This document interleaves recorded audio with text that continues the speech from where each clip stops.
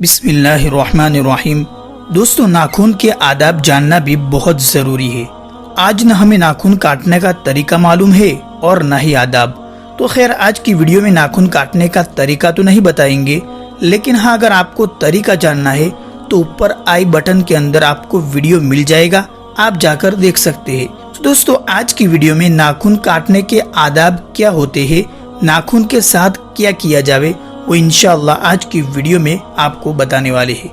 تو یہ ویڈیو آپ کے لیے بہت ہی ضروری اور فائدہ مند ہو سکتا ہے، تو اسے پوری دیکھ کر ہی چھوڑنا۔ اور ہاں، اگر آپ نے اس ویڈیو سے فائدہ اٹھایا ہے نا، تو دوسروں تک بھی ضرور پہنچائے گا شیئر کر کے۔ تو چلیے پھر ویڈیو کی شروعات کرتے ہیں۔ نمبر 1، جمعہ کے دن جمعہ کی نماز سے پہلے مونچھیں تراشنا اور ناخن کاٹنا سنت ہے۔ نمبر 2، ناخن کاٹنے کے بعد اسے دفن کر دینا مستحب ہے۔ نمبر 3، غسل خانہ اور ناپاک جگہوں میں ڈالنا مکروہ ہے۔ نمبر 4، ناپاک جگہوں میں ڈالنے سے بیماری کا خطرہ رہتا ہے۔ نمبر 5، ناخن کے تراشے کو ادھر ادھر نہ ڈالے تاکہ اس سے کوئی جادو نہ کر سکے۔